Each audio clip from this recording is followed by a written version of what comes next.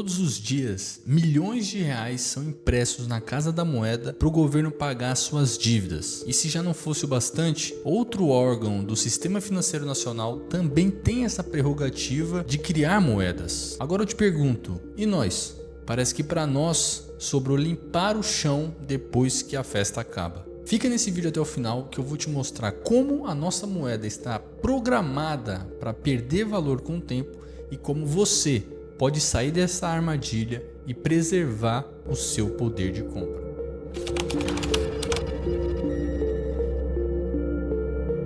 Em 64 depois de Cristo, na noite de 18 para 19 de julho, houve um grande incêndio que consumiu toda a cidade de Roma. O fogo, que provavelmente foi iniciado em algumas lojas mercantis, avançou sem piedade pelo Império Romano e era alimentado por ventos fortes e pelas construções, que eram predominantemente de madeira na cidade. Por mais de uma semana, o coração do Império Romano estava completamente tomado pelo fogo, resultando em um desastre de proporções inimagináveis. 3 dos 14 distritos de Roma foram completamente destruídos e outros 7 ficaram muito danificados. Nero, que era o imperador da época, estava entre os suspeitos de ter ordenado esse incêndio só para aumentar o seu poder e influência no império com a posterior reconstrução de Roma. E como forma de afastar essas acusações de si, Nero viu os cristãos como um álibi perfeito. Então ele os acusou como responsáveis por esse incêndio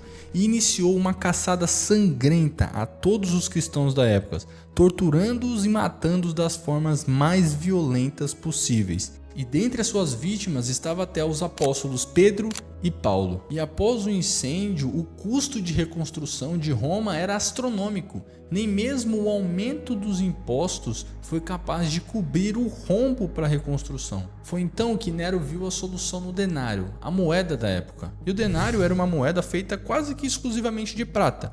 Era uma liga metálica que possuía um teor de 98% de prata em cada moeda. E vendo isso, Nero teve uma brilhante ideia: descascar a borda da moeda raspando uma na outra para diminuir sutilmente o teor de prata de 98% para 93%. E assim ele ia ter prata suficiente para cunhar mais moedas. Só que o que o imperador louco não esperava é que essa moda pegasse no império. E a partir de então, vários outros imperadores utilizaram dessa mesma técnica para aumentar a base monetária de Roma. Marco Aurélio, por exemplo, diminuiu o teor de prata da moeda para 79. Seu filho Cômodo diminuiu para 74. Logo em seguida, Carácula diminuiu o teor de prata da moeda para 50%. E assim o denário, que antes era uma moeda exclusivamente feita de prata, agora era só um pedaço de latão que não valia mais nada. E o reflexo disso foi uma onda inflacionária no Império Romano, que depois culminou com a queda de todo o império na parte ocidental. E de lá para cá muita coisa mudou, menos a crença governamental de que a impressão de dinheiro é uma solução para os problemas do país. E se antes o vilão era apenas o imperador, hoje em dia já não é bem assim.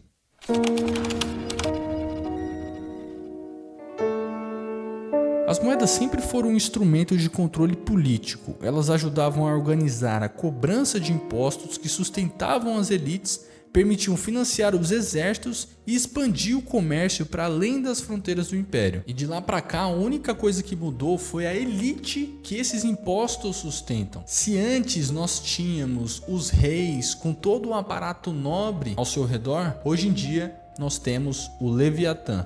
O Leviatã é um famoso monstro mitológico associado à religião, que foi personificado pelo autor Thomas Hobbes para representar a imagem de um estado forte e soberano. Quanto ao monstro verdadeiro, as suas origens elas remontam à mitologia fenícia, onde simbolizava o caos e possuía a imagem de um crocodilo. Já na crença judaica, o Leviatã simboliza um poder contrário ao de Deus e que, segundo o cristianismo, deverá sucumbir no juízo final. E Thomas Hobbes decidiu por utilizar esse termo para se tratar do Estado porque ele pode se utilizar de mecanismos violentos e ser extremamente autoritário para conseguir estabelecer uma sociedade pacífica que garanta a segurança para todos que estiverem sob o guarda-chuva desse Estado. Em sua obra, o Hobbes ele apresenta uma teoria sobre a estrutura da sociedade e do governo, defendendo que a condição natural dos seres humanos ela é caracterizada por um estado de guerra de todos contra todos, onde a vida seria solitária, pobre, desagradável, brutal e curta. E para escapar desse cenário caótico, os indivíduos deveriam fazer um contrato social com o Estado, entregando a sua liberdade em troca da paz e da ordem dentro do território. E com isso, o Leviatã ia possuir poder absoluto e necessário para manter a paz e evitar o retorno ao estado de natureza. Mas a única coisa que Hobbes não previu e não falou no seu livro foi que esse soberano também iria roubar a sua própria população. A moeda, como a conhecemos hoje, é nada mais, nada menos do que um pedaço de papel que possui seu valor na crença intersubjetiva da população em relação ao Leviatã. Teoricamente, a moeda deveria atender a 3 princípios básicos: unidade de conta, meio de troca amplamente aceito e reserva de valor. Os 2 primeiros pilares são intrinsecamente garantidos por coerção estatal, já que por força do artigo 9º do decreto número 5.903 de 2016, precificar seus produtos exclusivamente em moeda estrangeira configura infração ao direito básico do consumidor à informação adequada e clara, sujeitando o infrator às penalidades que podem chegar a multa de 3 milhões de vezes o valor do produto. Mas e a reserva de valor? Como é que fica? Bom, para responder a isso, vamos recorrer ao paradoxo do diamante, proposto pelo próprio pai do capitalismo, Adam Smith. Pensa só comigo, qual é a razão do diamante ser muito mais valioso do que a água? Tendo em vista que a água é um bem essencial para a vida humana e o diamante não. Isso tem algum sentido? 3 economistas conseguiram responder essa pergunta: William Stanley, Karl Menger e Leon Walras. E a teoria elaborada por eles foi posteriormente nomeada de teoria da utilidade marginal. Pensa só, cada pessoa valoriza os bens de maneira diferente, e quando consumimos bens iguais repetidamente, valorizamos mais o primeiro do que os outros. Por exemplo, quando você toma um copo d'água gelada em um dia de muito calor, o primeiro copo vai te dar um prazer imenso, mas depois de 10 copos, aquela mesma água que lhe deu um prazer vai começar a te causar muita dor e às vezes até ânsia de vômito. Isso acontece porque conforme nós vamos consumindo, a nossa necessidade vai diminuindo. Então a satisfação a cada novo copo também vai diminuindo, chegando ao ponto extremo de que o que antes era satisfação se tornou agora dor. Ou seja, o ganho marginal desse último copo d'água ele foi negativo, ele não te causou nenhuma sensação boa, na verdade ele está começando a te causar sensações ruins. E esse é o cerne do paradoxo do diamante. Ele pode ser dividido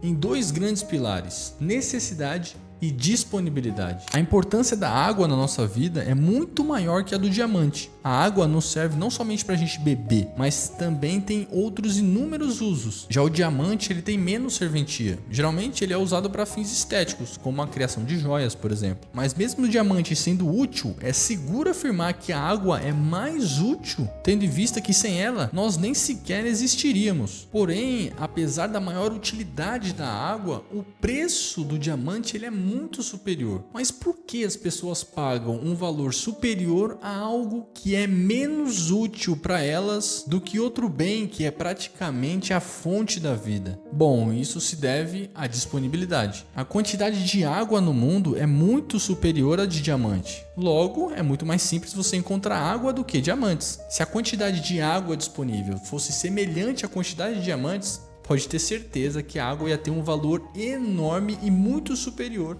ao dos diamantes. Agora fica fácil de você entender a lei da utilidade marginal das coisas. Quanto maior é a oferta de um bem, a tendência é que a sua utilidade marginal seja menor. E quanto menor é a oferta de um bem, a tendência é que sua utilidade marginal seja maior. E trazendo essa reflexão para a nossa moeda, o real, nós vemos que ela também está inserida dentro dessa relação de oferta e demanda. Então, quão maior é a oferta de reais na economia sem uma demanda crescente no mesmo nível, menos cada real vai valer. Isso significa que ao imprimir cédulas em quantidade superior à demanda da sociedade, o governo está destruindo o poder de compra daqueles que acreditaram no Leviatã. Mas como é que a gente pode ter certeza, tirar a prova real de que realmente o governo está destruindo a sua própria moeda? E por que ele faria isso? É isso que nós vamos ver agora.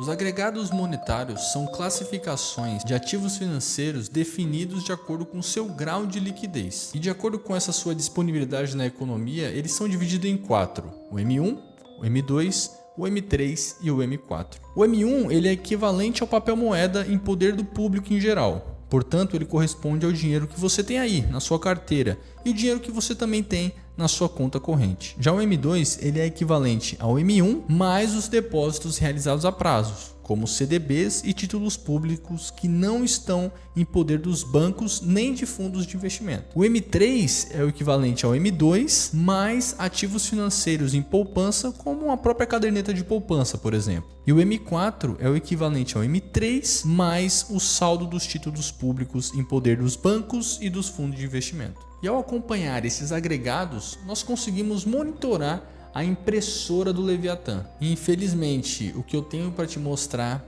não é nada bom. Desde julho de 1994, quando o real entrou em vigor na nossa economia, até os dias de hoje, o nosso M1 aumentou 3.659,34%. Parece que nossa impressora está trabalhando a todo vapor e não dá sinais de arrefecimento. Para você ter noção, na América do Sul, nossa impressora só perde para a da Argentina, que ainda se encontra num processo inflacionário gigantesco, sendo superior à do Chile e à do Uruguai. Vitor, mas por que o governo destrói a sua própria moeda? Isso não faz sentido. E a resposta para isso está num fenômeno observado há séculos atrás por um irlandês chamado Richard Cantillon.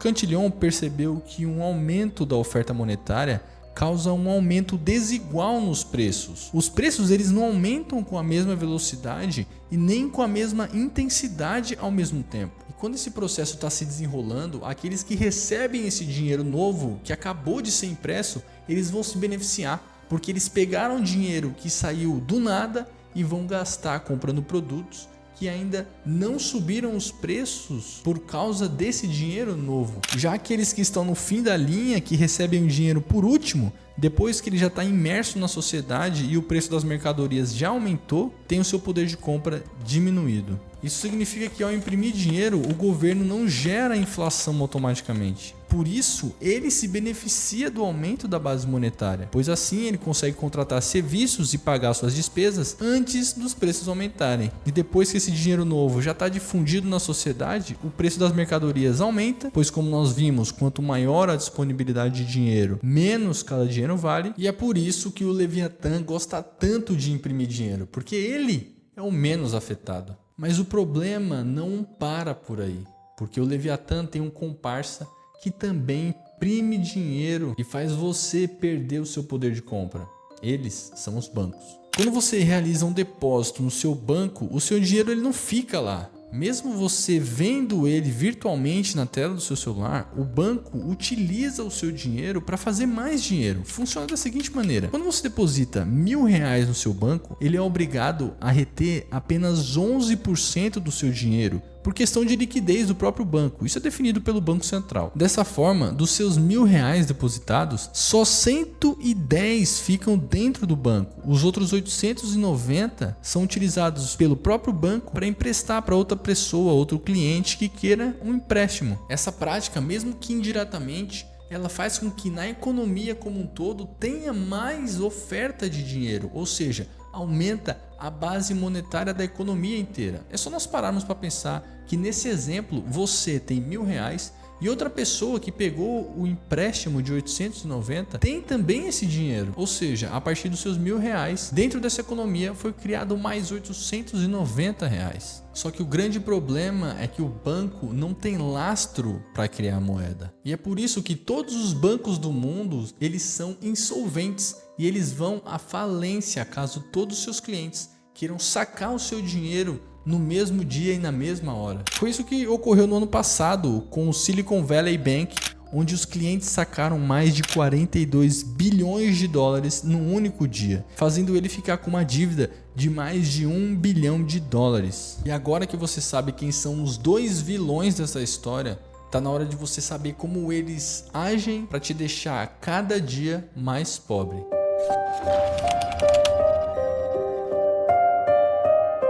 No livro As 6 Lições, de Ludwig von Mises, especificamente na 4ª lição, ele explora o conceito de inflação, definindo ela não apenas como um aumento nos preços, mas principalmente como a consequência do crescimento da quantidade de dinheiro em circulação na economia. Ele explica que essa expansão monetária é geralmente causada pela emissão excessiva de moeda pelo governo, muitas vezes para financiar os seus gastos públicos sem aumentar os impostos. Esse aumento na oferta de dinheiro, sem um correspondente aumento na produção de bens e serviços, leva inevitavelmente à alta dos preços. E aqui no Brasil nós temos uma medida oficial para averiguar essa alta nos preços. Ela se chama IPCA, Índice Nacional de Preços ao Consumidor Amplo. O IPCA ele tem por objetivo medir a inflação de um conjunto de produtos e serviços comercializados no varejo referentes ao consumo pessoal de famílias que ganham de 1 a 40 salários mínimos. E na composição desse índice, metade é transporte, com 21%, alimentação e bebidas, com 19%, e habitação, com 15%. Mas é aí que está o problema, porque essa inflação medida pelo governo é uma mentira. Cada pessoa possui a sua própria inflação. O IPCA ele é altamente manipulável devido à maior fatia do bolo ser justamente os transportes, que são diretamente impactados pelos combustíveis. E adivinha só quem praticamente controla o preço dos combustíveis no Brasil? A Petrobras.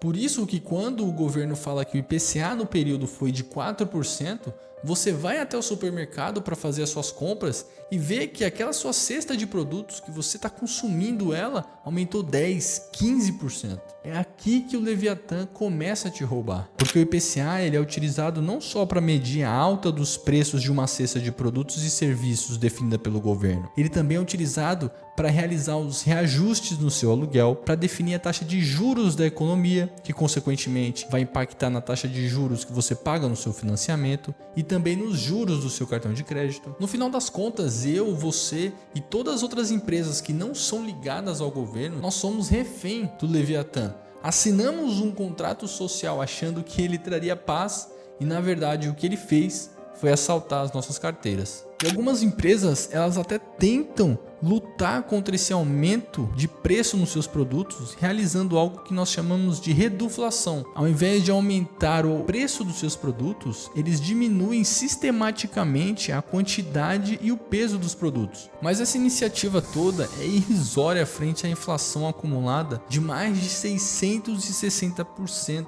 Desde a criação do real. Isso significa que a nossa moeda, desde a sua criação até hoje, já perdeu mais de 87% do seu poder de compra. O que antes você comprava com R$100, hoje você precisa de no mínimo 660. E eu digo no mínimo porque se você lembrar, em 1995 você comprava $1 com 80 centavos. Hoje em dia o dólar é quase R$6. Mas então você vendo tudo isso, você se pergunta: como eu posso escapar dessa armadilha? Então eu vou te apresentar 3 saídas possíveis. Todas as 3 saídas possíveis que eu vou te apresentar agora, elas têm um ponto em comum. Todas elas só são possíveis se você começar a investir.